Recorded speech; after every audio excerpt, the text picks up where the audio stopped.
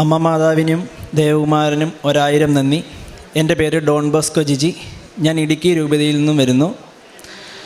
എനിക്കിവിടെ എന്താ പറയേണ്ടതെന്ന് കറക്റ്റായിട്ട് ഒന്നും അറിയത്തില്ല. ഞാൻ 2020 ആദ്യമായിട്ട് ഉടമ്പടി എടുക്കുന്നത്. ഈ തവണയും കൂടെ കൂടി 4ാമത്തെ ഉടമ്പടി പുതുക്കാനാണ് ഞാൻ വന്നത്. സത്യസന്ധമായിട്ട് പറഞ്ഞാൽ ഈ 4 ഉടമ്പടിയിലും ആദ്യത്തെ ഉടമ്പടി നല്ലപോലെ ചെയ്തെങ്കിലും ബാക്കിയുള്ള ഉടമ്പടിയെല്ലാം ഞാൻ ഉഴപ്പുമായിരുന്നു. അച്ഛൻ്റെ പ്രസംഗം കേൾക്കുമ്പോഴും എല്ലാം വിഷമം വരുമെങ്കിലും വേറെ ഒന്നും ചെയ്യുന്നില്ല. രാവിലെ ചില ദിവസങ്ങളിൽ ഏൽക്കാൻ പറ്റുകയില്ല. പിന്നെയും ഞാനൊരു ദിവസം കഴിയുമ്പോൾ പിന്നെയും തുടങ്ങും, പിന്നെയും മുടങ്ങിപ്പോവും. ആദ്യമൊന്നും എനിക്ക് നിയോഗങ്ങൾ നോക്കുമ്പോൾ ഒത്തിരി നിയോഗങ്ങളൊന്നും ഇല്ലായിരുന്നു. എനിക്ക് പുറം രാജ്യത്തോട്ട് പഠിക്കാൻ പോകണമെന്നായിരുന്നു ആഗ്രഹം 2020 വരുന്ന സമയത്ത്. അതിനുശേഷം ഡിഗ്രി കഴിഞ്ഞു. ഞാൻ ജർമ്മൻ പഠിക്കാൻ പോകാമെന്ന് തീരുമാനമെടുത്തു. അങ്ങനെയാണ് ഞാൻ അതിനുശേഷം ആദ്യമായിട്ട് ജർമ്മൻ പഠിച്ചുകൊണ്ടിരുന്നത്. ഒരു 2 മാസം കഴിഞ്ഞപ്പം ഞാൻ ഉടമ്പടി എടുക്കാൻ വരുന്നത്. അപ്പം ഞാൻ 1ാമത്തെ നിയോഗമായിട്ട് എൻ്റെ ചേച്ചിക്ക് വേണ്ടി വെച്ചു. ചേച്ചിക്ക് PCOD കാരണം 2 വർഷമായിട്ട് കുഞ്ഞുങ്ങളില്ലായിരുന്നു. അവരതിൻ്റെ അകത്ത് ഒത്തിരി സങ്കടപ്പെടുന്നുണ്ടായിരുന്നു. അവരും വന്ന് ഉടമ്പടി എടുത്തിട്ടുണ്ടായിരുന്നു. ഞാൻ 1ാമത്തെ നിയോഗമായിട്ട് എൻ്റെ ചേച്ചിക്ക് വേണ്ടി വെച്ചു. ആ ഉടമ്പടി ചെയ്തുകൊണ്ടിരിക്കുന്ന സമയത്ത് തന്നെ 2 മാസം കഴിഞ്ഞപ്പോൾ ചേച്ചി ക്യാരിയിങ് എന്ന് പറഞ്ഞ് എന്നോട് ചേച്ചി വിളിച്ചു പറഞ്ഞു. അപ്പോൾ എനിക്ക് ഒത്തിരി സന്തോഷം വന്നു. കാരണം ഞാൻ അതിൻ്റെ അകത്തും ഉടമ്പടി തെറ്റിക്കുന്നുണ്ട്, ചെയ്യുന്നില്ല. ചില ദിവസം രാവിലെ ഏൽക്കാൻ പറ്റുന്നില്ല. അത് കഴിഞ്ഞ് ഞാൻ ഒരു 6 മണി കഴിഞ്ഞ് ചെയ്യാമെന്ന് ഓർക്കും, പക്ഷേ ചെയ്യും, പിന്നെ മുടങ്ങിപ്പോവും. അങ്ങനെയായിരുന്നു എൻ്റെ കാര്യങ്ങൾ. അതുപോലെ തന്നെ ഞാൻ ജർമ്മൻ പഠിക്കാൻ പോയി. ഇപ്പം ഞാൻ ജർമ്മൻ പഠിക്കാൻ പോയിട്ട് വെറും 8 മാസം ആകുന്നേ ഉള്ളൂ. ഞാൻ സെപ്റ്റംബറിലാണ് ആദ്യമായിട്ട്, സെപ്റ്റംബർ 4 ഞാൻ ജർമ്മൻ പഠിക്കാൻ പോകുന്നത്. ആ സമയത്ത് പോയി ഇപ്പം കൃത്യം 8 മാസമാകുന്നു. എനിക്കറിയത്തില്ല. ഞാൻ A1 പഠിച്ചു, A2 പഠിച്ചു, B1 പഠിച്ചു. എല്ലാവരും സാക്ഷ്യം കേൾക്കുമ്പോൾ അറിയാമെന്ന് ഞാൻ വിശ്വസിക്കുന്നു. B2 എന്ന് പറയുന്നൊരു സബ്ജക്റ്റ് നമുക്ക് ഒരു ബാലികേറാം മല തന്നെയാണ്. എനിക്കറിയത്തില്ല അതെങ്ങനെ പാസ്സാകുന്ന പോലും അറിയത്തില്ല. ഞാൻ ശരിക്കും സംസാരിക്കുന്ന ഒരാളല്ല. എല്ലാം ചെയ്തു. പക്ഷേ എനിക്ക് എങ്ങനെയോ ഒരു തോന്നൽ തോന്നി, എനിക്കിനി എക്സാം എഴുതിയേക്കാമെന്ന്. ഞാൻ B1 മാത്രമേ പഠിച്ചിട്ടുള്ളൂ. B2 ഒരു ഇൻസ്റ്റിറ്റ്യൂട്ടിലും പോയി ഞാൻ പഠിച്ചിട്ടില്ല. ഞാൻ ഭരണങ്ങാനം അസീസിലാണ് പഠിച്ചത് B1 വരെ. പക്ഷേ ബാക്കി ഞാൻ പഠിച്ചില്ല. അതിൻ്റെ കൂട്ടുകാർ വഴി ജസ്റ്റ് കുറച്ച് ക്ലാസ് കൂടി ഇങ്ങനെയൊക്കെ ആയി. കുറച്ച് ക്ലാസ്സൊക്കെ ആയിട്ട് ഞാൻ B2 ഇങ്ങനെ എഴുതാൻ വേണ്ടി തയ്യാറായിട്ടിരിക്കുകയാണ്. ആ സമയത്താണ് എനിക്ക് ഒരു ഹൈദരാബാദ് എക്സാമിന് ഡേറ്റ് എടുത്തരാമെന്ന് പറഞ്ഞ് ഒരു ചേച്ചി വരുന്നത്. ആ ചേച്ചിയുടെ കയ്യിൽ നിന്ന് ഞാൻ 25,000 രൂപ കൊടുത്ത് ഡേറ്റിന് വേണ്ടി അപ്ലൈ ചെയ്തു. അപ്പം എൻ്റെ ചേച്ചിയും ചേച്ചിയുടെ ഭർത്താവും ഹൈദരാബാദ് തന്നെയാണ് താമസം. അപ്പം ഞാൻ നേരത്തെ അങ്ങോട്ട് പോയി. ക്ലാസ്സൊന്നും കൂടുന്നില്ല. ഞാൻ നേരത്തെ ഹൈദരാബാദിലോട്ട് പോയി. എക്സാം എഴുതുന്ന ഡേറ്റ് ആകുമ്പോഴത്തേക്കും ചെല്ലാലോ എന്ന് ഓർത്ത്. അപ്പോൾ ചേച്ചി പറഞ്ഞു, കൺഫർമേഷനാണ്, നീ പൊക്കോ, ഒരു കുഴപ്പമില്ല. അവിടെ ചെന്ന് ഒരാഴ്ച കഴിഞ്ഞപ്പോഴത്തേക്കും പറഞ്ഞു, എടാ ആ ഡേറ്റ് കിട്ടില്ലെന്ന് പറഞ്ഞു. അപ്പോൾ എനിക്ക് ആകെ വിഷമമായി. കാരണം എക്സാം എഴുതാൻ വേണ്ടി കുത്തിയിരുന്ന് പഠിക്കുന്നു. B2 അറിയത്തില്ല, എന്നാലും ഒരു വിശ്വാസത്തിൻ്റെ പുറത്ത് പോവുക. അവിടെ ചെന്നു എക്സാം എഴുതാൻ ചെല്ലുന്ന സമയമായപ്പോഴത്തേക്കും എക്സാമിന് ഡേറ്റ് ഇല്ലെന്ന് പറയുന്നു. അപ്പോൾ ഞാൻ ചേച്ചിയോട് പറഞ്ഞു, ചേച്ചി എന്നാൽ എനിക്ക് ആ പൈസ റീഫണ്ട് ചെയ്ത് തന്നേരെ, ഞാൻ വേറെ എവിടെയും നോക്കിക്കോളാം. അപ്പോൾ ചേച്ചി പറഞ്ഞു, ഇപ്പം തന്നെ ചെയ്തേക്കാൻ 2 ദിവസം എന്ന് പറഞ്ഞു. അപ്പോഴത്തേക്കും എനിക്ക് ഹൈദരാബാദിൽ നിന്ന് വേറൊരു മെയിൽ അയക്കേണ്ട ഒരു ഓപ്ഷൻ വന്നു, ഡേറ്റ് എടുക്കണ്ടേ. അപ്പം ഞാൻ അപ്പം തന്നെ ചേച്ചിയോട് ചോദിച്ചു, തരാമെന്ന് ചോദിച്ചു. ചേച്ചി പറഞ്ഞു, മോനെ തരാൻ 2 ദിവസം എൻ്റെ കൊച്ച ആശുപത്രിയിലാണ്, അപ്പം അവന് ഹോസ്പിറ്റൽ കേസ് ആയതുകൊണ്ട്. അപ്പോൾ ഞാൻ പറഞ്ഞു, അപ്പോൾ എനിക്ക് എന്തോ പോലെ ഞാൻ പറഞ്ഞു, ഒരു 2 ആഴ്ച കൂടെ കഴിഞ്ഞിട്ട് മതി, ഞാൻ വേറെ എവിടുന്നേലും ചെയ്തോളാമെന്ന് പറഞ്ഞു. അപ്പോഴത്തേക്കും ആ ഡേറ്റ് പോയി. അതിനുശേഷം ഹൈദരാബാദിലെ ഡേറ്റിന് വേണ്ടി അപ്ലൈ ചെയ്തു. അത് അടുത്ത മാസത്തേക്കാണ് അപ്ലൈ ചെയ്തത്. അപ്ലൈ ചെയ്ത് കഴിഞ്ഞപ്പോഴത്തേക്കും പൈസ നമ്മൾ പിന്നെയും അടച്ചു. പൈസ അടച്ചു കഴിഞ്ഞപ്പോൾ അത് സെൻഡായി. പക്ഷേ ഒരു കാരണവശാലും അത് അവിടെ ചെന്നതായിട്ട് അവർ അംഗീകരിക്കുന്നില്ല. ഞങ്ങൾക്കിവിടെ വന്നിട്ടില്ലെന്നാണ് പറയുന്നത്. പിന്നെ എല്ലാ ദിവസവും ഹൈദരാബാദിലെ എക്സാം സെൻറ്ററിലോട്ട് വിളിയായി. അവസാനം വിളിച്ച് എൻ്റെ പേര് അവർക്ക് കാണാതെ അറിയാം. ഡോൺ ബോസ്കോ എന്ന് പറയുന്നത്, സാർ ഇപ്പം തന്നെ ശരിയാക്കി വിട്ടേക്കാം, അങ്ങനെയാണ് പറയുന്നത്. ലാസ്റ്റ് ഇത് നടക്കുന്നതിന് മുമ്പ് ഞാൻ എന്നിട്ട് ആ ചേച്ചിനെ വിളിക്കാൻ തുടങ്ങി. ചേച്ചിയെ പൈസ എന്നതാ, ഞാൻ വീട്ടിൽ പറയാതെയാണ് ഹൈദരാബാദിലെ വേറെ പൈസ കൊടുത്തത്. ചേച്ചിയോട് മാത്രമേ ഞാൻ പറഞ്ഞിട്ടുണ്ടായിരുന്നുള്ളൂ. ആ സമയത്ത് ആ ചേച്ചിനെ വിളിക്കുമ്പോൾ ചേച്ചി ഇപ്പം തരാമെന്ന് പറഞ്ഞു. ലാസ്റ്റ് ആയപ്പോഴത്തേക്കും ചേച്ചി ഫോൺ എടുക്കുന്നില്ല. ഞാനൊരു ദിവസം ഒരു 100 വിളി വിളിക്കും, എടുക്കുകയില്ല. മെസ്സേജ് അയക്കും. ഞാൻ അവസാനം പറഞ്ഞു, ചേച്ചി എൻ്റെ മര്യാദയ്ക്ക് ഞാൻ ചേച്ചിയോട് പറഞ്ഞു ഒന്ന് താ. അവസാനം ഞാൻ കെഞ്ചി പോലെ പറഞ്ഞു, എന്നിട്ട് നടക്കുന്നില്ല. അപ്പം ഒരു കാര്യവും നടക്കുന്നില്ല. ഹൈദരാബാദിൽ കൊടുത്തതും നടക്കുന്നില്ല, ഈ ചേച്ചിയുടെ കൊടുത്ത പൈസയും തിരിച്ച് കിട്ടുന്നില്ല. എനിക്കൊന്നും അറിയത്തില്ല എന്ന് ചെയ്യണം. ഞാൻ ഉടമ്പടി തെറ്റിക്കുന്നു ഇടയ്ക്കുണ്ട്. അപ്പം എനിക്ക് തോന്നി ഞാനിതെല്ലാം ചെയ്യുന്നതുകൊണ്ട് എനിക്കുള്ള ഒരു ശിക്ഷയായിട്ടായിരിക്കും എന്ന് പറഞ്ഞു. എനിക്ക് പിന്നെ ഒരു ഓപ്ഷനും ഇല്ല. ഞാൻ ചേച്ചിയുടെ അടുത്ത് പോയപ്പോഴും ഉടമ്പടി പത്രമുണ്ട്, ഞാൻ ട്രെയിനെ വെച്ചൊക്കെ ചെല്ലുന്നുണ്ട്, പക്ഷേ വേറൊന്നും ചെയ്യുന്നില്ല, ഇടയ്ക്ക് മുടങ്ങി പോകുന്നുണ്ട്. ഞാനവിടെ ചെന്നു. ഞാൻ വൈകുന്നേരമായിരുന്നു, ചേച്ചിയൊക്കെ പുറത്ത് പോയിക്കോ. ഞാൻ പെട്ടെന്ന് വാതിലടച്ചു. ഞാൻ അതുപോലെ കരഞ്ഞൊരു ദിവസം എൻ്റെ മുമ്പിലില്ല. എനിക്ക് അത്ര ഞാൻ ഒരിക്കലും കരഞ്ഞിട്ടില്ല. ഞാൻ മാതാവിന് മുമ്പിൽ മുട്ടുകുത്തിയെന്ന് അലറി കരഞ്ഞെന്ന് പറയും, ആരും കേൾക്കാതെ. വായി പൊത്തിയാണ് ഞാൻ കരഞ്ഞത്. ഞാൻ പറഞ്ഞു, മാതാവി എനിക്കത് വേണം, ഒത്തിരി പൈസയൊന്നും എൻ്റെ ഇല്ല, ഞാനിത് എവിടുന്ന് ഇനി വീട്ടുകാരോട് പറയുമെന്ന് അറിയത്തില്ലാതെ ഞാൻ നിൽക്കുക. ആ സമയത്ത് എനിക്ക് മാതാവ് തരുമെന്ന് എനിക്ക് അറിയാമെന്ന് ഉറപ്പ് ഞാൻ എണ്ണയും കാശ് രൂപം കയ്യിലുണ്ട്. 4 വർഷമായിട്ട് എൻ്റെ കഴുത്തിലൊരു കൊന്തയുണ്ട്. അതേ അമ്മ മാതാവിൻ്റെ ആ കാശ് രൂപം ഞാൻ ഇട്ടിട്ടുണ്ട്. ഇതുവരെ അത് ദൂരാനൊരു ഇടം എനിക്ക് ഉണ്ടായിട്ടില്ല. ഞാൻ എന്നിട്ട് പ്രാർത്ഥിച്ച് കരഞ്ഞ് അളിയൻ്റെ ബൈക്കും എടുത്ത് ഞാൻ പുറത്തോട്ട് പോയി. ജസ്റ്റ് ഒരു കടയിൽ ചെന്ന് സാധനം മേടിക്കുമ്പോൾ എൻ്റെ കണ്ണ് നിറയുക. അപ്പോൾ അവർ ചോദിച്ചു എന്നാ മലയാളികൾ അവിടെയുള്ള റെസ്റ്റോറൻറ്റുകാർ എന്നാ പറഞ്ഞു. ഞാൻ പറഞ്ഞു പൊടി പോയതാന്ന് പറഞ്ഞിട്ട് ഞാനാണെങ്കിൽ പേയ്മെൻറ്റ് ചെയ്യാൻ വേണ്ടി എൻ്റെ ഫോൺ എടുക്കുമോ. അത്രയും ദിവസം എന്നെ ബ്ലോക്ക് ചെയ്തിട്ട് ചേച്ചി, ഫോൺ എടുക്കാത്ത ചേച്ചി, മെസ്സേജ് അയച്ചിട്ട് എടുക്കാത്ത ചേച്ചി, വേറൊരു അക്കൗണ്ടിൽ നിന്ന് എനിക്ക് ആ പൈസ മൊത്തം ഫണ്ട് ചെയ്തേക്കുക. അത് കണ്ടപ്പോഴത്തേക്കും എനിക്ക് കരച്ചിൽ. ഞാൻ അപ്പം തന്നെ എൻ്റെ അമ്മേനെ വിളിച്ച് പറഞ്ഞു കിട്ടി, ഇനിയിപ്പോൾ എന്നാ ചെയ്യേണ്ടതെന്ന് എനിക്ക് അറിയത്തില്ല. ഇതൊന്നും എൻ്റെ കഴിവല്ല, ഉടമ്പടി തെറ്റിക്കുന്നുണ്ട്. അങ്ങനെ എന്തെങ്കിലും ഒരു അനുഭവം കിട്ടുമ്പോഴത്തേക്കും ഞാൻ കരഞ്ഞു പോകും. മാതാവിനോട് ഒത്തിരി ഇഷ്ടമുണ്ട്, പ്രാർത്ഥനയുണ്ട്. പക്ഷേ ഉടമ്പടി തെറ്റുന്നത് മാത്രം ഞാനത് തെറ്റായിട്ട് കാണുന്നുള്ളൂ. അങ്ങനെ ഇരിക്കുക.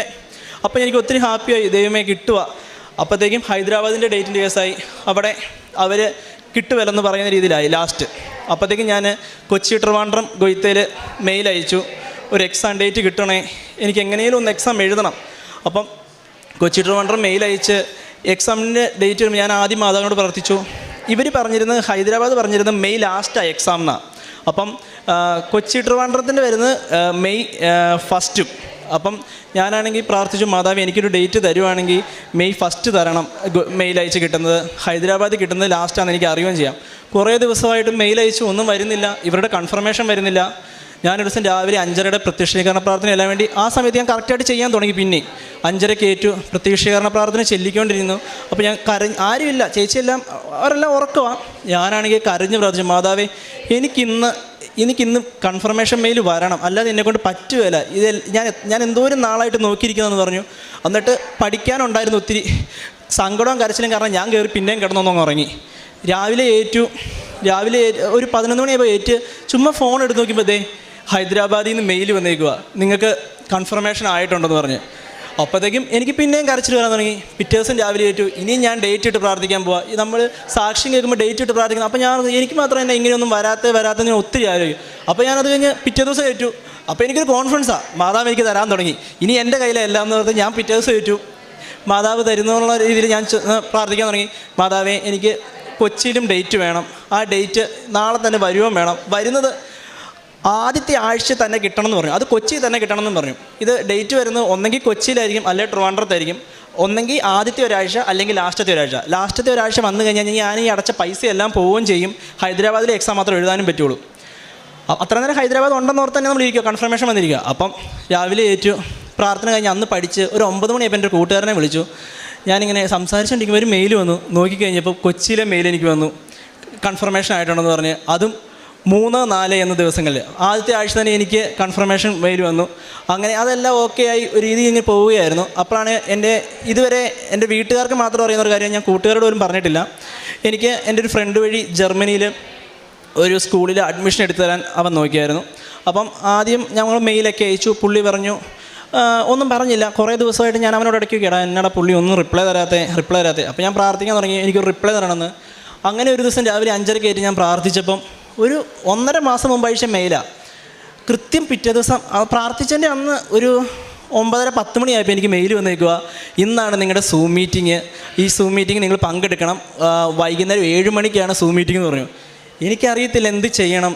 പ്രാർത്ഥിക്കുന്നതെല്ലാം പിറ്റേ ദിവസം നടക്കുന്നു. അപ്പോൾ എനിക്ക് ഏറ്റവും വിഷമം വരുന്ന കാര്യം എന്ന് വെച്ചാൽ ഞാൻ ഈ ഉടമ്പടി ഉഴപ്പുന്നുണ്ടല്ലോ, അതാണ് എൻ്റെ ഏറ്റവും സങ്കടം.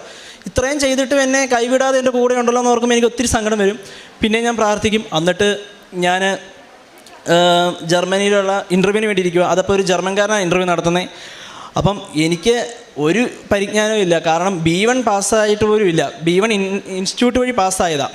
B1 മാത്രമേ ഉള്ളൂ. B2 എന്നൊരു സംഭവം ഞാൻ പഠിച്ചിട്ടില്ല, ഇതുവരെ പഠിച്ചിട്ടില്ല. ഒരക്ഷരം പോലും B2 പഠിച്ചിട്ടില്ല. ആകപ്പാടെ കൂട്ടുകാരെന്തെങ്കിലും പറയും, അത് ജസ്റ്റ് ഒന്ന് കേൾക്കും, ഇങ്ങ് പോരും. എന്നിട്ട് ഞാൻ ജർമ്മൻ്റെ ഇൻ്റർവ്യൂവിന് വേണ്ടി വൈകുന്നേരം ഒരുങ്ങിയിരിക്കുക, അവരുടെ സൂം മീറ്റിങ്ങിന് വേണ്ടി. AC ഫുള്ളായിട്ടിട്ട് ഞാൻ വേർത്തൊഴുകും. എനിക്ക് പേടിയാണ്, കാരണം ഒന്നും പറയാൻ അറിയത്തില്ല ജർമ്മൻ. അപ്പം ഞാൻ മാതാവിനോട് പ്രത്യക്ഷീകരണ പ്രാർത്ഥന എടുത്ത് എൻ്റെ അടുത്ത് വെച്ചു, ബൈബിൾ എടുത്ത് എൻ്റെ അടുത്ത് വെച്ചു, അതുപോലെ തന്നെ ഉപ്പെടുത്ത് വെച്ചു, കാശ് രൂപ എല്ലാം ഞാൻ കൈ പിടിച്ച് എൻ്റെ കയ്യിൽ എൻ്റെ പൊന്ത ഞാൻ കയ്യെ കെട്ടിയിട്ടേക്കുക. എന്നിട്ട് ജർമ്മൻ്റെ ഇൻ്റർവ്യൂ വന്നു. ഭയങ്കര ടെൻഷനായിരുന്നു. ടെൻഷനൊക്കെ ആയിട്ടും പുള്ളി എല്ലാം ചിരിച്ചുകൊണ്ട് ചോദിച്ചു. എന്നോട് ജസ്റ്റ് കുറച്ച് കാര്യങ്ങൾ ചോദിച്ചുള്ളൂ. ഞാൻ എങ്ങനെയാണ് പറഞ്ഞതെന്ന് എനിക്ക് പോലും അറിയത്തില്ല. ഞാൻ ജസ്റ്റ് 1-2 വാക്യത്തിൽ മാത്രം ജസ്റ്റ് ഗ്രാമാറ്റിക് പോലും ശരിയല്ലാതെ വർത്തമാനം പറഞ്ഞു. എന്നിട്ട് ഞാൻ മാതാവിനോട് അന്നേരം കരഞ്ഞ് പ്രാർത്ഥിക്കുന്നുണ്ട്, മാതാവി എനിക്കിത് കഴിയുമ്പോഴേ തന്നെ ഇത് പാസ്സായെന്നൊന്ന് പറയണേ, ഇതിനു വേണ്ടി വെയിറ്റ് ചെയ്തിരിക്കാനുള്ളൊരു അവസരം ഉണ്ടാകല്ലേന്ന് ഞാൻ പ്രാർത്ഥിച്ചു. അന്ന് തന്നെ ആ സൂം മീറ്റിംഗ് കഴിയുമ്പോൾ തന്നെ പുള്ളി പറഞ്ഞു നിങ്ങൾ സെലക്ട് ആയിട്ടുണ്ടെന്ന്. അത് കേട്ടപ്പോഴത്തേക്ക് എനിക്ക് അറിയത്തില്ല, ഞാനിതെല്ലാം അപ്പോൾ അമ്മേനെ വിളിച്ച് അല്ലെങ്കിൽ അച്ചാച്ചനെ വിളിച്ച് പറയും. അപ്പം അച്ചാച്ചനാണെങ്കിലും പണ്ട് തൊട്ട് അതിനെ ചെറുപ്പത്തിൽ തൊട്ട് ഒരു മാതാവിൻ്റെ ഫോട്ടോ കണ്ടാലും ഒന്ന് കുമ്പിടാതെയോ എവിടെ പോയാലും ഒരു മാതാവിനെ കാണുമ്പോൾ ഒരു എത്രയും തളമാതെ ചെല്ലിക്കാതെ സമ്മതിക്കാനായിരുന്നു. അതുകൊണ്ട് തന്നെയായിരിക്കും എനിക്ക് മാതാവിനോട് ഒത്തിരി ഇഷ്ടമുണ്ട്. അങ്ങനെ അതെല്ലാം ഓക്കെ ആയി എല്ലാ സമാധാനത്തിലിരിക്കുമ്പോഴാണ് ലാസ്റ്റ് സമയത്ത് പ്രതിസന്ധികളും വരുമെന്ന് പറയുന്നത് ശരിയാണ്. ഹൈദരാബാദിൻ്റെ മെയിൽ വന്നു, നിങ്ങൾക്ക് കൺഫർമേഷനാണ്, എല്ലാം വന്നു. ഒരു ദിവസം ഉച്ചയ്ക്ക് നോക്കിയപ്പോൾ എനിക്ക് മെയിൽ വന്നേക്കുക, ഹൈദരാബാദിൽ നിന്നുള്ളത് നിങ്ങൾക്ക് ക്യാൻസലായിപ്പോയി. അപ്പം ഞാൻ അവരെ വിളിച്ചു, എന്തുകൊണ്ടാണ് ക്യാൻസലായി? അപ്പോൾ അവർ പറഞ്ഞു നമ്മൾ ബാങ്ക് ട്രാൻസ്ഫർ ചെയ്തപ്പോൾ ഒന്ന് ചെക്ക് ചെയ്തായിരുന്നു ഞങ്ങൾ, അത് അവിടെ പൈസ ചെന്നോ എന്നുള്ള രീതിയിൽ. അപ്പോൾ അവിടെ അവർക്ക് ചെല്ലുന്നത് ഒന്നെങ്കിൽ റീഫണ്ട് ആക്കണം അല്ലെങ്കിൽ പൈസ അവിടെ ചെക്ക് ചെയ്യണം. അപ്പോൾ അവർക്കത് കിട്ടിയത് റീഫണ്ട് എന്നുള്ളൊരു ഓപ്ഷനായിട്ടാണ്. അപ്പോൾ അവർ റീഫണ്ട് ചെയ്യാൻ റെഡിയായി, അതുകൊണ്ട് നിങ്ങൾക്ക് ഇനി കിട്ടുമെന്ന് പറഞ്ഞു. എനിക്ക് ആകെ വിഷമമായി. ഞാൻ എൻ്റെ ഏജൻറ്റുമായിട്ട് ചേട്ടനോട് സംസാരിച്ചു, ചേട്ടനും വിളിക്കുന്നു ഞാനും വിളിക്കുന്നു, അവർ സമ്മതിക്കുന്നില്ല. അപ്പോൾ ഒരു സമയം ഒരു 2:45 കഴിഞ്ഞായിരുന്നു. അപ്പം ഞാൻ ഒരു 3 മണിക്ക് എന്നും പ്രയർ ചെല്ലുന്ന ഒരാളായിരുന്നു, എന്നുമില്ല ഒരു കുറച്ച് കാലമായിട്ട്. അപ്പം 3 മണിക്ക് ഞാനാണെങ്കിൽ എന്തെങ്കിലും വരട്ടെ മാതാവ് നോക്കിയോളൂ എന്ന് ഓർത്ത് ഞാനൊരു കരണക്കൊന്ത എല്ലാം വേണ്ടി ഇരിക്കുക. അപ്പം ഒരു രണ്ടാമത്തെ കരണക്കൊന്തയുടെ ഇതായപ്പോഴത്തേക്കും ഒരു കോൾ വന്നു എൻ്റെ ഫോണിൽ. എൻ്റെ പോക്കറ്റിൽ തന്നെ ഫോൺ ഉണ്ടായിരുന്നു. അപ്പോൾ ഞാൻ ഓർത്ത് എടുക്കണോ, ഞാൻ ഓർത്തു ഇനി കിട്ടിയാലും കുഴപ്പമില്ല കിട്ടിയാലും കുഴപ്പമില്ല, പ്രാർത്ഥന കഴിഞ്ഞിട്ട് എടുത്താൽ മതി എന്നുള്ളൊരു ഉറച്ച് തീരുമാനത്തിൽ ഞാൻ ഫോൺ എടുത്തേയില്ല. അവസാനം ഞാനാണെങ്കിൽ പ്രാർത്ഥന എല്ലാം കഴിഞ്ഞ് കരഞ്ഞ് പ്രാർത്ഥിച്ച് ഫോൺ എടുത്തപ്പോൾ ചേട്ടാ വിളിച്ചു, എടാ ഇന്ന് തന്നെ ഒരു 21,200 രൂപ അടയ്ക്കുവാണെങ്കിൽ നമുക്ക് ആ ഡേറ്റ് തന്നെ കിട്ടും, മറ്റേ പൈസ റീഫണ്ട് ആകുമെന്ന് പറഞ്ഞു. ഈ പൈസ മൊത്തം ഞാൻ മറിച്ചേക്കുന്ന, വീട്ടിലെല്ലാം പറയാനൊരു പേടി. കാരണം നമുക്ക് ഗോയിത്തയുടെയും ജർമ്മൻ്റെയും എക്സാമിൻ്റെ കാര്യം വീട്ടിൽ പറഞ്ഞാൽ അത്ര മനസ്സിലാവുമല്ലോ, ഇങ്ങനെയായി കാര്യങ്ങൾ എങ്ങനെയായി കാര്യങ്ങൾ. ഞാൻ എന്നിട്ട് അത് പിന്നെ ചേച്ചിയോട് പറഞ്ഞ് ചേച്ചി വേറെ എവിടുന്നോ എനിക്ക് എടുത്തു തന്ന് ആ പൈസ അടച്ചു. അങ്ങനെയാണ് അത് കൺഫർമേഷൻ ആകുന്നത്. അതിനുശേഷം ഞാനാണെങ്കിൽ ഹൈദരാബാദിൽ നിന്ന് കൊച്ചിയിലോട്ട് പോയി എക്സാം എഴുതാൻ വേണ്ടി. അപ്പം എക്സാം എഴുതാൻ പോകുമ്പോൾ എല്ലാവരും പറയുന്നുണ്ട്, എടാ നീ വല്ലതും പഠിച്ചിട്ടുണ്ടോ? ഞാൻ പറഞ്ഞു ഞാൻ പഠിച്ചിട്ടൊന്നുമില്ല, ഞാൻ കൃപാസനത്തിന് ഉടമ്പടി എടുത്തിട്ടുണ്ടല്ലോ, അതാ എനിക്ക് ആകെ ഒരു ഇതുള്ളൂ. അപ്പം ഞാൻ ഹോസ്റ്റലായിരുന്നപ്പോഴും പലരും അങ്ങനെയല്ല, പ്രാർത്ഥന ഇല്ലാത്തവനായിരുന്ന സമയത്തും ഞാൻ രാവിലെ കേൾക്കും പ്രാർത്ഥിക്കും, അങ്ങനെയായിരുന്നു. അപ്പം അതിൻ്റെ ഒപ്പം തന്നെ എൻ്റെ ഒരു കൂടെയുള്ള ഒരു അക്രമസ്ഥനായ ഒരാളെ ഞാനിവിടെ കൊണ്ടുവന്ന് ഉടമ്പടി എടുപ്പിച്ചു. ഇന്നും എൻ്റെ കൂടെ ഒരാൾ വന്നിട്ടുണ്ട്. അങ്ങനെ അതൊക്കെ ഞാൻ ചെയ്യിക്കുന്നുണ്ടായിരുന്നു. അപ്പം അതുപോലെ തന്നെ എൻ്റെ ഒരു കൂട്ടുകാരൻ എക്സാം എഴുതാൻ പോകാൻ നേരം എന്നോട് പറഞ്ഞാൽ ഒന്ന് പ്രാർത്ഥിക്കണം എന്ന് പറഞ്ഞു. അപ്പം ഞാൻ പറഞ്ഞു ഞാൻ ഉറപ്പായിട്ടും പ്രാർത്ഥിക്കാം. ഞാൻ എല്ലാ ദിവസമൊന്നും പള്ളിയിൽ പോയിട്ടില്ലായിരുന്നു. പക്ഷേ അവൻ്റെ എക്സാം വന്ന ദിവസം രാവിലെ ഞാൻ പള്ളിയിൽ പോയപ്പം എൻ്റെ ഒരു രണ്ടാമത്തെ ഉടമ്പടിയുടെ മെഴുകുതിരി അവിടെ തീരാതിരിപ്പുണ്ടായിരുന്നു. പുതിയതായിട്ട് ഒരു പച്ചത്തിരി ഒരു നീലതിരി. ഞാനത് അൽഫോൻസാമയുടെ പള്ളിയിൽ കൊണ്ടുപോയി കത്തിച്ച് അവന് വേണ്ടി പ്രാർത്ഥിച്ചു. അവൻ എക്സാം എഴുതി. അപ്പം അവൻ എക്സാം എഴുതിയപ്പോൾ അവൻ ആ ഒറ്റ എഴുത്തിന് തന്നെ 3 മൊഡ്യൂൾ പാസ്സായി, കഴിഞ്ഞ എഴുത്തിനും എല്ലാ മൊഡ്യൂളും പാസ്സായി. അതുപോലെ തന്നെ എന്നിട്ട് ലാസ്റ്റ് കൊച്ചിയിൽ എക്സാം ആകാറായി. കൊച്ചിയിൽ എക്സാം ആയപ്പം ഞാൻ അന്നത്തെ ദിവസം ഉറങ്ങാതിരുന്ന് പഠിക്കുക. എനിക്ക് കരച്ചിൽ വരുന്നുണ്ട്, കാരണം ഒന്നും തീരുന്നില്ല, പഠിച്ചതെല്ലാം മറന്നു പോവുക. എന്തോരം പഠിച്ചിട്ടും മറന്നു പോയിക്കൊണ്ടിരിക്കുക. 1 മിനിറ്റ് പുസ്തകം വായിച്ചിട്ട് അപ്പുറത്തോട്ട് ചെല്ലുമ്പോൾ അപ്പുറത്ത് മറന്നു പോവുക. അവസാനം ഞാനാണെങ്കിൽ രാത്രി 2 മണി സമയത്ത് ഞാൻ കയറി കിടന്നു. 3 മണിയായപ്പോൾ ഏറ്റു. 3 മണിക്ക് ഞാൻ, കാരണം ഉച്ച കഴിഞ്ഞാൽ എക്സാം ഗൊയ്ത്തയുടെ വരുന്നത് എനിക്കുണ്ടായിരുന്നു. അപ്പോൾ 3 മണിക്ക് ആ പ്രയർ ചെല്ലാൻ പറ്റില്ലാത്തതുകൊണ്ട് തന്നെ ഞാൻ രാവിലെ 3 മണിക്ക് ഏറ്റ് പ്രയർ ചെല്ലിയതിന് ശേഷം പിന്നെയും പഠിക്കാൻ തുടങ്ങി. പള്ളിയിൽ പോയി. അപ്പോൾ ഞാൻ വചനം എടുത്തപ്പം എനിക്ക് ഒത്തിരി ഞാൻ കരഞ്ഞ് ഒരു വചനം എടുത്തു. അപ്പോൾ എനിക്ക് കിട്ടിയ വചനം എന്ന് പറഞ്ഞത് മനുഷ്യർക്ക് അസാധ്യമായത് ദൈവത്തിന് സാധ്യമാണെന്നുള്ളൊരു വചനമായിരുന്നു. അപ്പോഴത്തേക്കും എനിക്ക് ഭയങ്കര സന്തോഷം. കാരണം ജയിച്ചില്ലെങ്കിലും കുഴപ്പമില്ല, ഒരു വചനം നമുക്കിങ്ങനെ നമ്മോട് സംസാരിക്കുന്നുണ്ടല്ലോ. അപ്പം അതിന് മുമ്പ് തൊട്ട് തന്നെ ഞാനും എൻ്റെ അമ്മയും വീട്ടിൽ വചനം എഴുതുന്നുണ്ടായിരുന്നു. അങ്ങനെ വചനം എഴുതിയാണ് ഈ 2 ബുക്ക്. ഞാൻ എക്സാമിന് പോകുന്നതിന് തൊട്ട് മുമ്പ് എൻ്റെ വചന ബുക്കിൽ 900 വചനമായിരുന്നുള്ളൂ. 100 വചനം കൂടെ എഴുതാൻ സമയം ഉണ്ടായിരുന്നു, പക്ഷേ എഴുതാനുണ്ടായിരുന്നു. ഞാൻ പറഞ്ഞു പരീക്ഷയ്ക്ക് തോറ്റാലും കുഴപ്പമില്ല, എനിക്ക് വചനം തീർത്തിട്ട് പോയാൽ മതി എന്ന് പറഞ്ഞ് ഞാൻ ആ 1000 വചനം എഴുതി. അത് കഴിഞ്ഞ് എന്നോട് ഇവിടുത്തെ ബ്രദർ പറഞ്ഞായിരുന്നു ജർമ്മൻ പഠിക്കണമെന്ന് പറഞ്ഞപ്പം ജർമ്മനിയിലുള്ള ബൈബിൾ വായിക്കണം എന്ന് പറഞ്ഞു. പക്ഷേ എനിക്ക് ജർമ്മനിയിലുള്ള ബൈബിൾ അങ്ങനെ വായിക്കാനുള്ള സമയം കിട്ടുന്നില്ലായിരുന്നു. വേണേ സമയമുണ്ട്, ഞാൻ സമയം എടുക്കുന്നില്ലായിരുന്നു. ലാസ്റ്റ് എനിക്കിങ്ങനെ കാണിച്ചെന്നല്ല, എനിക്കൊരു തോന്നി എന്നാൽ ജർമ്മനിലുള്ള വചനം എഴുതിയേക്കാമെന്ന് പറഞ്ഞു. അപ്പം ഞാനാണെങ്കിൽ ജർമ്മനിലുള്ള വചനം എഴുതാൻ തുടങ്ങി. അങ്ങനെ ഒരു ദിവസം ഒരു 1/2 മണിക്കൂർ ജർമ്മനിലുള്ള വചനം എഴുതും. അപ്പോൾ എൻ്റെ വചനത്തിൻ്റെ ഇതും അങ്ങ് മാറാൻ തുടങ്ങി. ലാസ്റ്റ് ഞാൻ കൊച്ചിയിലുള്ള എക്സാമിന് പോകുന്നതിന് തൊട്ട് മുമ്പ് എനിക്ക് വീട്ടിൽ നിന്ന് പോയപ്പോൾ ഞാനാണെങ്കിൽ ഇവിടുത്തെ സാക്ഷ്യങ്ങളും അച്ഛൻ്റെ വചനങ്ങളും എല്ലാം കേൾക്കുന്ന സമയത്ത് നമ്മൾ ഞാൻ കേട്ടിട്ടുണ്ട് ഉപ്പ്, എണ്ണ, നമ്മുടെ കാശ് രൂപ, ഇതെല്ലാം ഭയങ്കര അനുഗ്രഹമുള്ളതാണ്. അതെനിക്ക് അറിയുകയും ചെയ്യാം. അപ്പം ഞാൻ എന്നാ ചെയ്യുന്നത് കഴിഞ്ഞാൽ ആരും കാണാതെ ഒരു ചെറിയൊരു തുണിക്കകത്ത് കുറച്ച് ഉപ്പെടുത്ത് ഒരു കിഴി കെട്ടിക്കൊണ്ട് എൻ്റെ പോക്കറ്റിലിട്ടു. അതുപോലെ തന്നെ കുറച്ച് ഉപ്പെടുത്ത് എൻ്റെ പോക്കറ്റിൽ ചുമ്മാ വെതറിയിട്ടു. എന്നിട്ട് എണ്ണ എടുത്ത് ഞാൻ എൻ്റെ നെറ്റിയെ കുരിശ് വരച്ചിട്ടാണ് എക്സാം ഹാളിലോട്ട് പോകുന്നത്. എക്സാം ഹാളിൽ പോയപ്പം രാവിലത്തെ എക്സാം എഴുതിയവരെല്ലാം പാടാന്ന് പറഞ്ഞു. അപ്പോൾ എനിക്ക് പേടിയാകാൻ തുടങ്ങി. ഉച്ച കഴിഞ്ഞാണ് എൻ്റെ എക്സാം. ഞാൻ എക്സാം ഹാളിൽ കയറിയപ്പം എനിക്കറിയാവുന്ന ക്വസ്റ്റ്യൻസാണ്, പക്ഷേ അറിയത്തുമില്ല. എനിക്ക് മൊത്തം മറന്നു പോകുന്നൊരു ഇതുപോലെയായി. ഞാൻ അപ്പം തന്നെ കൃപാസന മാതാവിനെ ഓർത്തിട്ട് ആരും കണ്ടില്ല, എൻ്റെ പോക്കറ്റിൽ കിടന്ന ഉപ്പെടുത്ത് കുറച്ച് ഞാൻ ആ 2 ക്വസ്റ്റ്യൻ പേപ്പറിലും പയ്യെ തൂളി. എന്നിട്ട് ഞാൻ ഒന്ന് കരഞ്ഞ് പ്രാർത്ഥിച്ചിട്ട് എക്സാം എഴുതി. എന്നിട്ട് എക്സാം എല്ലാം എഴുതി പുറത്തിറങ്ങിയപ്പോൾ നമുക്ക് ഒന്നും അറിയത്തില്ല. ഒരു കോൺഫിഡൻസ് ഉണ്ട് എന്നാൽ ഒരു പേടി. അത് കഴിഞ്ഞ് കുറച്ച് ദിവസം മുമ്പ് ഒരു മാസം മുമ്പ് ചേട്ടായി വിളിച്ച് പറഞ്ഞു, ഇപ്പം പരീക്ഷ എഴുതുന്നവരെല്ലാം തോക്കുക, കൊച്ചി ഭയങ്കര വിജയശതമാനം കുറവാന്നൊക്കെ പറഞ്ഞപ്പോൾ എനിക്ക് ഭയങ്കരമായിട്ട് സങ്കടമായി. ഞാൻ എൻ്റെ കൂട്ടുകാരന്മാരെല്ലാം വിളിച്ച് പറയുമ്പോൾ അവർ പറഞ്ഞു, എടാ പ്രാർത്ഥിച്ചിട്ടുണ്ടല്ലോ ജയിക്കുമെന്ന് പറഞ്ഞു. അപ്പോൾ എനിക്ക് അതേ ഒരു വിശ്വാസമേ ഉള്ളൂ. അപ്പം ഞാൻ എൻ്റെ മാതാവിനോട് ഇവിടെ കൃപാസനത്തിൽ വന്ന് ലാസ്റ്റ് ഉടമ്പടി എടുത്തപ്പോൾ നേർന്നായിരുന്നു, ഇനി ഇവിടെ ഒരു സാക്ഷ്യം പറയാതെ ഞാനൊരു ഉടമ്പടി എടുക്കുകയില്ല.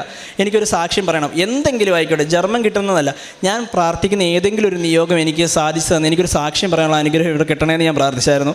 അങ്ങനെ ആ ഒരു നിയോഗം പറയാൻ വേണ്ടി ഞാനിങ്ങനെ അപ്പോൾ എപ്പോഴും മാതാവിനോട് ഞാൻ പ്രാർത്ഥിക്കും, മാതാവേ എന്നെ ജർമ്മൻ പരീക്ഷ മാതാവ് തോൽപ്പിച്ചോ, കുഴപ്പമില്ല, എന്നാലും വേറെ എന്തെങ്കിലും എനിക്ക് ഒരെണ്ണം പറയാൻ, എനിക്ക് ഈ ആൾക്കാരെ കയറി നിൽക്കാനൊരു അവസരം ഉണ്ടാകണമെന്ന് ഞാൻ ഒത്തിരി ആഗ്രഹിച്ചായിരുന്നു. കാരണം എന്നെപ്പോലെ ഒരാൾ വന്ന് പറയുമ്പോൾ കുറച്ചെങ്കിലും ഒരാൾക്കൊരു ഇൻസ്പിറേഷൻ ആവുമല്ലോ എന്ന് പറഞ്ഞാൽ. കാരണം നമ്മളൊരു ഇത്രയും ഈ കാലത്ത് എല്ലാവരും, എനിക്കറിയാം എൻ്റെ കുറേ കൂട്ടുകാരെ ഒരു വിശ്വാസമില്ലാതെ എല്ലാം നുണയാ, ഇത് ഈ കൃപാസനത്തിൽ വരുന്നവരെ നുണയാന്ന് പറഞ്ഞ കൂട്ടുകാരെ എനിക്കറിയാം. അപ്പം ഞാൻ പറയുന്ന വഴി ഒരാളെങ്കിലും ഇതിലേക്ക് വരുമെന്ന ഒരു ആഗ്രഹമുള്ളതുകൊണ്ട് ഞാൻ പറയുന്നത്, മാതാവ് എനിക്കൊരു സാക്ഷ്യം പറയാനുള്ള അവകാശം തരണേന്ന്. അപ്പം ഞാൻ ആദ്യം തന്നെ പറഞ്ഞു, ഞാൻ B1 മാത്രം പഠിച്ച ഒരാളാണ്. B2 എന്നൊരു ഇത് പഠിച്ചിട്ടേ ഇല്ല, B2ൻ്റെ ക്ലാസ് കയറിയിട്ടില്ല. പക്ഷേ കഴിഞ്ഞ ദിവസം വരെ റിസൾട്ട് ഇങ്ങനെ വരാൻ വേണ്ടി ഞാൻ വെയിറ്റ് ചെയ്യുമായിരുന്നു. ഞാൻ മാതാവിനോട് ആദ്യം പറഞ്ഞൊരു കാര്യമാണ്, എനിക്ക് ജർമ്മൻ്റെ എക്സാം എഴുതിയിട്ട് ഞാൻ 2 മൊഡ്യൂളായിരുന്നു എഴുതിയിട്ടുണ്ടായിരുന്നുള്ളൂ.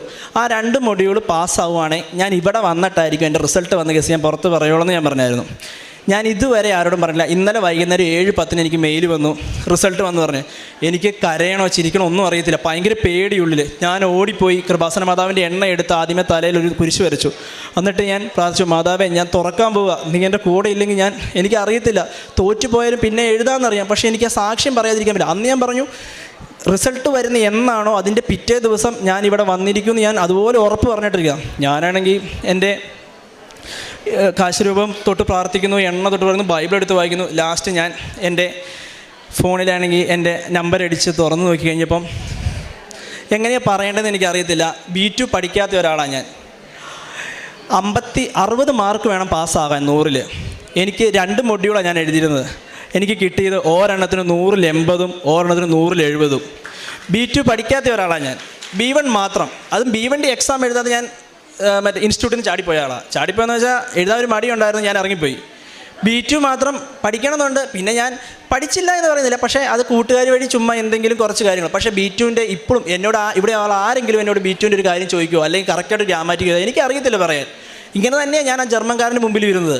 എവിടുന്നോ എനിക്ക് ഓർമ്മ വന്നു പറഞ്ഞു. എന്നിട്ട് ഒന്നും പഠിക്കാതെ പോയി എനിക്ക് എനിക്ക് B2ൻ്റെ 100-ൽ 80 മാർക്കും 100-ൽ 70 മാർക്കും 8 തവണ എഴുതിയിട്ട് കിട്ടാത്ത ആൾക്കാരെ ഇപ്പോഴും എനിക്കറിയാം.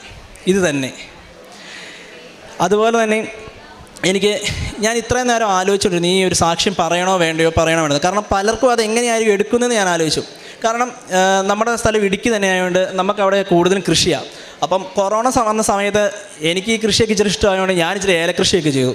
ഒരു 10-300 ഏലം ഞാൻ വച്ചിട്ടുണ്ടായിരുന്നു. അപ്പം അതിൻ്റെ പേരിലൊരു ബൈക്കും എടുത്തു. CC ഉള്ളതുകൊണ്ട് വട്ടത്തിൽ ഇങ്ങനെ വട്ടം കറങ്ങുമായിരുന്നു ഞാൻ. അതുകൊണ്ട് തന്നെ ഞാനിങ്ങനെ ഇതിപ്പോൾ 4-ാം വർഷമാണ്. അപ്പം ഈ വർഷമൊക്കെയാണ് ഇച്ചിരിയൊക്കെ കിട്ടേണ്ടത്, പിന്നെ വിലയുള്ള സമയമാണ്. ഞാനിങ്ങനെ ആലോചിച്ചിരുന്ന സമയത്ത് ഞാൻ ഹൈദരാബാദായിരുന്നു എക്സാമിന് വേണ്ടി പോയേക്കുക. അപ്പം വെള്ളം ഒഴിക്കാൻ സാധിച്ചില്ല. ഈ പ്രാവശ്യത്തെ വെയിൽ എല്ലാവർക്കും അറിയാലോ, എല്ലാ ചെടിയും ഉണങ്ങാൻ തുടങ്ങി. അപ്പോൾ ഞാൻ ഹൈദരാബാദിൽ നിന്ന് വന്നപ്പോൾ അച്ചാച്ച പറഞ്ഞു, ഇനിയിപ്പോൾ ആ ഏലമെല്ലാം വെട്ടിക്കളയാനേ ഒരു വഴിയുള്ളൂ, അല്ലാതെ നിനക്കിനി കിട്ടുമെന്ന് എനിക്ക് തോന്നില്ലെന്ന് പറഞ്ഞു. അപ്പോൾ അച്ഛൻ പറഞ്ഞു, എന്നാലും പറഞ്ഞു പഴയ ചിമ്പൊക്കെ പോയിട്ടുള്ളൂ, പുതിയതൊക്കെ നിപ്പുണ്ടെന്നൊക്കെ പറയുമ്പോൾ എനിക്കൊരു വിശ്വാസമുണ്ട്. അപ്പം ഞാനന്ന് അച്ചാച്ചോട് ഉച്ചയ്ക്ക് പറഞ്ഞു, ഏതോ ഒരു ധ്യാനത്തിൽ ഞാൻ കേട്ടൊരു വചനം ഞാൻ പറഞ്ഞു, ഞാൻ പറഞ്ഞല്ലാതെ മഴ പെയ്യില്ല, മഞ്ഞ് വീടില്ല എന്നൊക്കെ ഞാൻ ചുമ്മാ പറഞ്ഞിട്ട് ചിരിച്ച് കളിച്ചത് നടന്നു.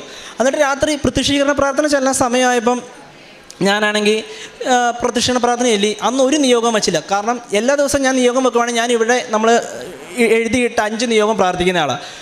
അന്ന് ഞാൻ ഒരു നിയോഗം വെച്ചില്ല. ഞാൻ ആകെപ്പാടെ വെച്ച നിയോഗം, കർത്താവേ ഒരു മഴ പെയ്യണേ, മാതാവേ എനിക്ക് വേണ്ടി മഴ പെയ്യണേ. കാരണം 3-4 വർഷം കഷ്ടപ്പെട്ടുണ്ടാക്കിയതാണ്, പോയി കഴിഞ്ഞാൽ വണ്ടി എടുത്ത് വിൽക്കാനേ പറ്റുള്ളൂ, എല്ലാവർക്കും വേണ്ടിയല്ലേ, ഒരു മഴ പെയ്യണേ എന്ന് പറഞ്ഞ് ഞാൻ ചുമ്മാ അമ്മയുടെ അടുത്തൊക്കെ ഒന്ന് പോയി പുറത്ത്. അത്രയും നേരം അന്ന് ഭയങ്കര വെയിലുള്ളൊരു ദിവസമാണ്. എന്ന് വെച്ച് കഴിഞ്ഞാൽ ആകാശം ഒട്ടും ഇരുണ്ടിട്ടില്ല, ഫുൾ തെളിഞ്ഞ് കിടക്കുന്നത്. ഞാനത് പറഞ്ഞ് എൻ്റെ വാതിൽ തുറന്ന് അമ്മയോട് ഒരു 5 മിനിറ്റ് വർത്താനം പറഞ്ഞ് പുറത്തോട്ട് ഇറങ്ങി നോക്കിയപ്പോൾ ദേ ഇടി വെട്ടാൻ തുടങ്ങി. അപ്പോഴത്തേക്ക് ഞാൻ അച്ഛനോട് പറഞ്ഞു, അച്ഛൻ ഞാൻ പ്രാർത്ഥിച്ചുള്ളൂ, മഴ പെയ്യാൻ തുടങ്ങിയെന്ന് പറഞ്ഞു. അപ്പോൾ ഞാൻ നിൽക്ക്, മഴ പെയ്യട്ടെ എന്ന് പറഞ്ഞു. ഒരു 5 മിനിറ്റ് കഴിഞ്ഞപ്പോഴത്തേക്കും അന്ന് നല്ലൊരു മഴ അങ്ങ് പെയ്തു. എനിക്ക് ഇതിപ്പോൾ ഞാൻ പറയണോ വേണ്ടെന്ന് പലതവണ ആലോചിക്കാൻ, കാരണം പലർക്കും ഇതൊരു യുക്തിക്ക് നിരക്കുമെന്ന് എനിക്ക് അറിയത്തില്ലായിരുന്നു. പക്ഷേ എനിക്ക് കിട്ടിയൊരു സാക്ഷ്യം ഞാൻ എന്തിനാ പറയാതിരിക്കുന്നത്? മാതാവ് നന്നായിട്ട് തന്നെ ഞാൻ വിശ്വസിക്കുന്നത്. കാരണം അത്രയും ദിവസം മഴ പെയ്യാതെ ഉണങ്ങി നിന്ന ദിവസം ഞാൻ വന്ന് പ്രാർത്ഥിച്ചു. എന്നിട്ട് മാതാവിനോട് മഴ തരണമെന്ന് പ്രാർത്ഥിച്ച് അന്ന് തന്നെ ഞാൻ പ്രാർത്ഥന കഴിഞ്ഞ് റൂമിൻ്റെ പുറത്തിറങ്ങിയപ്പോൾ ഇടി വെട്ടാൻ തുടങ്ങി. 2 മിനിറ്റ് കഴിഞ്ഞപ്പോൾ എൻ്റെ ഏലം മൊത്തം, അവിടുത്തെ ഉള്ള പ്രദേശത്തുള്ള ഏലം മൊത്തം നനയുന്ന രീതിയിൽ, പിന്നെ വെള്ളം ഒഴിക്കേണ്ടാത്ത രീതിയിൽ മഴ പെയ്തു. പിന്നെയും വെയിൽ വന്നു. പക്ഷേ ഞാൻ പ്രാർത്ഥിച്ചത് എനിക്ക് ഉത്തരം തല്ലി. ഉടമ്പടി എൻ്റെ ജീവിതത്തിൽ തന്നെ പിന്നെ എനിക്ക് പ്രാർത്ഥനാ ജീവിതത്തിൽ വന്ന മാറ്റം എന്ന് വെച്ചാൽ, ഞാൻ പണ്ടൊക്കെ ഒരു 1.5 മാസം 2 മാസം കൂടെ കുമ്പസാരിക്കുന്ന ഒരാളായിരുന്നു. ഞാൻ കൃത്യമായിട്ട് ഇപ്പോൾ ചെയ്യുന്ന ഒരു കാര്യം എന്ന് പറഞ്ഞാൽ 2 ആഴ്ച കൂടുമ്പോൾ ഞാൻ കുമ്പസാരിക്കും. അത് എവിടെയാണെങ്കിലും ശരി. ഞാൻ ഹൈദരാബാദ് ആയിരുന്നപ്പോഴും ശരി, എനിക്ക് അറിയത്തില്ലാത്തൊരച്ഛനാണ്. ഞാൻ അച്ഛനെ വിളിച്ച് ചോദിച്ചു, അച്ഛാ എനിക്കൊന്ന് കുമ്പസാരിക്കണം. അച്ഛൻ പറഞ്ഞു രാവിലെ വന്നേക്കാൻ പറഞ്ഞു. ഞാൻ പോയി കുമ്പസാരിച്ചു. എവിടെയാണേലും 2 ആഴ്ച കൂടുമ്പോൾ ഞാൻ കുമ്പസാരിക്കുന്നുണ്ട്. അതുപോലെ തന്നെ പറ്റുന്ന പോലെ എന്നെക്കൊണ്ട് പാവങ്ങളെ ഞാൻ സഹായിക്കുന്നുണ്ട്. അത് വേറെ ആരും കാണിക്കാൻ വേണ്ടില്ല, നമുക്ക് പറ്റുന്ന പോലെ ചെറുതായിട്ട് ചെയ്യുന്നുണ്ട്. പിന്നെ അതുപോലെ തന്നെ ക്രൈസ്തവരായിട്ടുള്ളവരെ ഞാൻ 2-3 പേരെ കൊണ്ടുവന്നിട്ടുണ്ട്. ഇന്ന് തന്നെ എൻ്റെ കൂടെ ഒരു കൊച്ചു വന്നിട്ടുണ്ട്, ഞാൻ കൃപാസനത്തെക്കുറിച്ച് പറഞ്ഞിട്ട്. അങ്ങനെയൊക്കെയാണ് എനിക്ക് ഉടമ്പടി വഴി കുറച്ചും കൂടെ ജീവിതത്തിൽ വളർച്ച നേടാനും മറ്റുള്ളവരിലേക്ക് ഇത് എത്തിക്കാനും പറ്റിയത്. വളരെ വ്യക്തമായിട്ട് സാക്ഷ്യം പറയാനായിട്ട് ഈ മകനെ ദൈവം അനുവദിച്ചു എന്നുള്ളതാണ്. ഒന്നാമത്തെ ഉടമ്പടിയിലേക്ക് കടന്നു വരുവാനായിട്ടൊരു വ്യക്തമായിട്ടൊരു ശീലം ഒരു പക്ഷേ ഈ സാക്ഷ്യത്തിൽ മനസ്സിലാക്കുന്ന അപ്പച്ചനിൽ നിന്നാണ്. അപ്പം ഇപ്പോൾ ഒരു മാതാവിൻ്റെ രൂപം കണ്ടാലും ഒരു എത്രയെന്തേയുള്ള മാതാവെങ്കിലും ചൊല്ലണം, അല്ലെങ്കിൽ ചൊല്ലി പഠിപ്പിച്ചിട്ടുള്ളൊരു ശീലം എന്തുകൊണ്ടാണ് പറഞ്ഞാൽ അച്ഛൻ ഒരു ആരാധനയിൽ ഒരിക്കൽ പറയുന്നുണ്ട്. അതായത് മാതാവുമായിട്ട് നമ്മുടെ ചെറുപ്പ കാലഘട്ടത്തിലോ അല്ലെങ്കിൽ നമ്മുടെ വളർന്ന കാലഘട്ടത്തിലോ ആരെങ്കിലും പറഞ്ഞു തന്നതിന് ശേഷമോ മാതാവുമായിട്ടൊരു അടുപ്പമുള്ളവരെയൊക്കെയും മാതാവ് ഉടമ്പടിയിലേക്ക് ക്ഷണിക്കുന്നതും ആ ക്ഷണനത്തിന് ശേഷം വലിയ സാക്ഷ്യങ്ങൾ പറയാൻ ദൈവപിതാവ് ഇടവരുത്തുന്നതും ഒരുപാട് പേര് ഇവിടെ സാക്ഷ്യത്തിൽ പറയുന്നത്. അപ്പം അങ്ങനൊരു ശീലം ഈ ഒരു വ്യക്തിക്ക് ഉണ്ടായിരുന്നു എന്നുള്ളത് ആ മകൻ തന്നെ സാക്ഷ്യത്തിൽ പറയുന്നുണ്ട്. രണ്ടാമത്തത്, ഉടമ്പടി ജീവിതത്തിൽ പലപ്പോഴായിട്ടും വീഴ്ചകൾ വരുമ്പോഴും ഒരുപാട് വിഷമത്തോടു കൂടിയാണ് അതിനെ കാണുന്നത്. കാരണം ഒരു ചെറുപ്പകാലഘട്ടത്തിലുണ്ടാകുന്ന കുറേയേറെ സാഹചര്യങ്ങളും മടിയും അലസ്യതയും എല്ലാം ഇതിൻ്റെ ഭാഗമായിട്ടിരിക്കുമ്പോഴും മാതാവുമായിട്ടുള്ളൊരു ബന്ധം, അതിലൊരു വിഷമവും ബുദ്ധിമുട്ടും ഒക്കെ തോന്നി വീണ്ടും പ്രാർത്ഥിച്ച് ഇപ്രാവശ്യം ഉടമ്പടി പുതുക്കുന്ന, ഇപ്പോൾ ഈ ഒരു ലാസ്റ്റ് പുതുക്കിലും ഉടമ്പടി കൃപയോടെ ജീവിക്കണം എന്നുള്ളൊരു വലിയൊരു സാക്ഷ്യം അല്ലെങ്കിൽ വലിയൊരു നിയോഗം വെച്ചിട്ടാണ് ഇവിടെ നിന്ന് പോകുന്നത്. അപ്പം ഏറെ പ്രത്യേകിച്ച് പരീക്ഷ ജയിച്ചതായിട്ട് ബന്ധപ്പെട്ടതാണ് സാക്ഷ്യം. ഇപ്പോൾ ഇവിടെ ഒരുപാട് വിദ്യാർത്ഥിനികൾ സാക്ഷ്യം പറയുന്നൊരു മേഖലയാണ്. B2 എക്സാമിനെക്കുറിച്ചും ജർമ്മൻ ലാംഗ്വേജിനെക്കുറിച്ചും ഏകദേശം എല്ലാ ദിവസവും ആരെങ്കിലും 1-2 പേരായിട്ട് ഇവിടെ പറഞ്ഞു. അപ്പോൾ അത്രത്തോളം സാക്ഷ്യത്തിൽ ഈ ഒരു കാര്യങ്ങൾ അഡ്രസ്സ് ചെയ്യപ്പെടുന്നുണ്ട്. മാതാവ് വിഷയത്തിൽ ശക്തമായി ഈ ഒരു മേഖലയിൽ ഇടപെടുന്നുണ്ടെന്നുള്ളതിന് ഓരോ ദിവസവും വരുന്നത്. അപ്പോൾ ഈ ഒരു സാക്ഷ്യത്തിൽ B1 വരെ പഠിച്ചതിന് ശേഷം പൂർണ്ണമായിട്ടും ദൈവത്തിൽ ആശ്രയിച്ച് ഞാൻ മുന്നോട്ട് പോയി എന്നുള്ളതും ഉടമ്പടിയിലെ സാക്ഷ്യങ്ങളൊക്കെ അനുദിനം കേൾക്കുന്നതിൻ്റെയും അപ്പോൾ അതിനൊക്കെ ഒരു റെഫറൻസ് ഉണ്ടല്ലോ. കാരണം ഇത് കേട്ട് ഇവരുടെയൊക്കെ തന്നെ പ്രായമുള്ള കുട്ടികൾ ഇവിടെ വന്ന് പറയുമ്പം വിശ്വസിക്കാതിരിക്കാനായിട്ട് അല്ലെങ്കിൽ അത്രത്തോളം തുറവില്ലാത്തൊരു ഹൃദയമായിരുന്നു. അപ്പോൾ അതെല്ലാം കേട്ട് മനസ്സിലാക്കി ഉടമ്പടിയുടെ കാര്യങ്ങളൊക്കെ തൻ്റെ സാഹചര്യം അനുസരിച്ച് ക്രമപ്പെടുത്തി. എങ്കിലും ഈ മകൻ്റെ സാക്ഷ്യം പറയുമ്പം മാതാവിൻ്റെ ഒരു മധ്യസ്ഥതയിലെടുക്കുന്ന ഈ ഉടമ്പടിയിൽ ഒരു പക്ഷേ ഒരുപാട് സാക്ഷ്യങ്ങൾ വായിക്കുമ്പോൾ നമുക്ക് മനസ്സിലാകുന്നത് ഒരു പക്ഷേ ഉടമ്പടി എടുത്ത ആൾ ഒരു അത്രയും ഗൗരവമായിട്ട് ഇത് എടുക്കാത്തപ്പോഴും മാതാവ് ഇങ്ങനെ ഒന്ന് പുറകെ നടന്ന ആ വ്യക്തിയെ, പ്രത്യേകിച്ച് ചെറുപ്പക്കാരായിട്ടുള്ള ഒരു സാക്ഷ്യം പറയുമ്പം ഇതുപോലെ ഇതേ രീതിയിൽ ഈ ടൈപ്പിൽ തന്നെ ഒരുപാട് പേരുടെ സാക്ഷ്യം പറയുന്നത് ഇപ്പോൾ ഓർക്കണുണ്ട്. കാരണം ഒരു പക്ഷേ ഇവരിലൂടെ എന്തോ ഒരു ദൈവിക പദ്ധതി അമ്മ ലക്ഷ്യം വെച്ചിട്ടുണ്ടാവാം. അതുകൊണ്ടാണ് ഒരു പക്ഷേ വീണു പോകുമ്പോഴും മാതാവ് ഇങ്ങനെ പുറകെ നടന്ന് ആ കാര്യം വ്യക്തമാക്കി കൊടുത്ത് അതിനാവശ്യമായിട്ടുള്ള അനുഭവം ഇതാണെങ്കിൽ ഇത്. ഇപ്പോൾ ഈ മകൻ്റെ ഒരു ഇൻറ്റൻഷൻ പറയുന്നുണ്ട്, എന്തെങ്കിലും ഒരു കാര്യം നടന്നാലും മതി എനിക്കൊരു സാക്ഷ്യം പറയണം. കാരണം എൻ്റെ സാക്ഷ്യം ഒരു പക്ഷേ എൻ്റെ സുഹൃത്തുക്കളെ തന്നെയും, കാരണം ഈ ഒരു കാലഘട്ടത്തിൽ ഒരു ചെറുപ്പക്കാരുടെ സാക്ഷി എത്രത്തോളം പ്രധാനപ്പെട്ടതാണെന്ന് ഈ മകൻ തന്നെ പറയുന്നുണ്ട്. അപ്പോൾ എൻ്റെ കൂട്ടത്തിലുള്ളവർക്കെങ്കിലും അതൊരു പ്രചോദനമാകുമെങ്കിൽ, അപ്പോൾ സാക്ഷ്യങ്ങൾക്ക് അർത്ഥമുണ്ടെന്നും അതിന് വലിയൊരു പ്രചോദനമുണ്ടെന്നും അതിനൊരു ദൈവത്തിൻ്റെ പദ്ധതി ഉണ്ടെന്നും ആ ഒരു ബോധ്യമൊക്കെ ഉണ്ട്. അപ്പം ദൈവം ഒരാശീർവാദം കൊടുക്കുമ്പം ഒരു പക്ഷേ വീഴ്ചകൾ വരുമ്പോഴും ദ പ്രൈം ഇൻറ്റൻഷൻ എന്ന് പറയുന്നത് എപ്പോഴും പ്യുവറായിട്ടിരിക്കുമ്പം അതാണ് കർത്താവിനെക്കുറിച്ച് കർത്താവ് പറയുന്നത് ഉള്ളുകളെ അറിയുന്ന ദൈവമെന്നാണ് നമ്മുടെ. അപ്പം അതിനെക്കുറിച്ചൊരു ബോധ്യമുണ്ട്. ഏറ്റവും അവസാനം ഉടമ്പടിയിലെ നിബന്ധനകൾ അതിൽ ഇദ്ദേഹം കൂടുതൽ സ്പെസിഫൈ ചെയ്ത് പറഞ്ഞത് കുമ്പസാരത്തിനെ കുറിച്ചാണ്. കാരണം ഒരുപക്ഷെ വിശുദ്ധ കുമ്പസാരത്തിൻ്റെ ഒരു ശക്തി അത് ഏത് സാഹചര്യത്തിലായിരുന്നാലും ഒരാളെ കണ്ടെത്തി എന്ന് പറഞ്ഞാൽ അത്രയും സമയം ഒരുപക്ഷെ കണ്ടുപിടിച്ച് ഒരുപക്ഷെ അവിടെ നിന്ന് മാറി സമയം കണ്ടെത്തി വിളിച്ച് ചോദിച്ച്, അപ്പോൾ അത്രയും ബുദ്ധിമുട്ട്. അപ്പോൾ ഇങ്ങനെ നടത്തുന്ന ആത്മാർത്ഥമായ ദൈവത്തിന് മുൻപിലെ യാത്രകൾ ദൈവം എങ്ങനെയാണ് കണ്ടില്ലെന്ന് വെക്കുന്നത്? അപ്പോൾ അതിന് വ്യക്തമായിട്ടൊരു അനുഭവം നൽകി. ഏറ്റവും അവസാനം പറഞ്ഞത് യുക്തിക്ക് നിരക്കാത്ത കാര്യം എന്നുള്ളതല്ല. ഇവിടെ സാക്ഷ്യം പറയുമ്പം സ്ഥിരം സാക്ഷ്യം കേൾക്കുന്നവർക്ക് അറിയാം, എല്ലാവരുടെയും സാക്ഷ്യത്തിലെ റെഫറൻസ് ഒന്ന് പ്രകൃതിയിൽ നിന്ന് ലഭിക്കുന്ന അടയാളങ്ങളാണ്. നമ്മൾ 19 സങ്കീർത്തനം പറയുന്നുണ്ട്, ആകാശം അവിടുത്തെ മഹത്വം വിളംബരം ചെയ്യുന്നുള്ളത്. വെളിപാടിൻ്റെ പുസ്തകം 16 പറയുന്നുണ്ട്, പ്രവാചകന്മാർക്ക് മഴ പെയ്യിപ്പിക്കാതിരിക്കുവാനായിട്ട് ആകാശങ്ങളുടെ മേൽ അടയ്ക്കുവാനുള്ള അധികാരം പ്രവാചകന്മാർക്ക് നൽകിയിട്ടുണ്ടെന്നൊക്കെ പറയുന്നുണ്ട്. പ്രവാചകർ അടച്ചതിനെക്കുറിച്ചും ബൈബിൾ പറയുന്നുണ്ട്. അപ്പോൾ നമ്മൾ സൃഷ്ടപ്രകൃതിയുടെ മാതാവിനെയാണ് വിളിച്ചപേക്ഷിക്കുന്നത്. ഇപ്പോൾ ഈ സാക്ഷ്യത്തിനോട് ചേർത്ത് വെക്കാവുന്ന ഒരുപാട് സാക്ഷ്യങ്ങളുണ്ട്. പ്രകൃതി ദൈവം സൃഷ്ടിച്ചതാണെങ്കിൽ മേഘസ്തംഭവും അഗ്നിസ്തംഭവും പ്രകൃതിയിലൂടെ ദൈവം കാണിച്ചു കൊടുത്താണ് ഇസ്രായേൽ ജനത്തെ നയിക്കുന്നത്. അപ്പം ഈ പ്രകൃതിയിലൂടെ തന്നെ ദൈവം കൂടെയുണ്ടെന്ന് അടയാളം തരാനായിട്ട് എത്ര നിസ്സാരമായിട്ടുള്ളൊരു കാര്യമാണ്. അപ്പം ആ ഒരു സാക്ഷ്യവും ഇനിയിപ്പോൾ നമ്മൾ വിശ്വസിച്ചാലും ഇല്ലെങ്കിലും എന്താണെന്ന് പറഞ്ഞാലും മകൻ പറഞ്ഞ പോലെ അവൻ്റെ ജീവിതത്തിൽ വ്യക്തമായിട്ട് ദൈവം കൂടെ ഉണ്ടെന്നുള്ള അനുഭവം ലഭിച്ചു. ഉടമ്പടി ജീവിതത്തിൽ കൃത്യമായിട്ടൊരു ശ്രമത്തോട് മുന്നോട്ട് പോകാനുള്ള ശ്രമമുണ്ട്. പരിശുദ്ധ അമ്മ ഒരു വ്യക്തിയെ നേടാനായിട്ട് ഉടമ്പടി ഉപയോഗിക്കുന്നു എന്ന് മനസ്സിലാക്കുന്ന മറ്റൊരു സാക്ഷ്യം കേൾക്കുവാൻ ദൈവം നമ്മെ ഇടവരുത്തി. നമുക്കെല്ലാവർക്കും കരങ്ങളടിച്ച് ദൈവത്തിൻ്റെ നാമം മഹത്വപ്പെടുത്താം.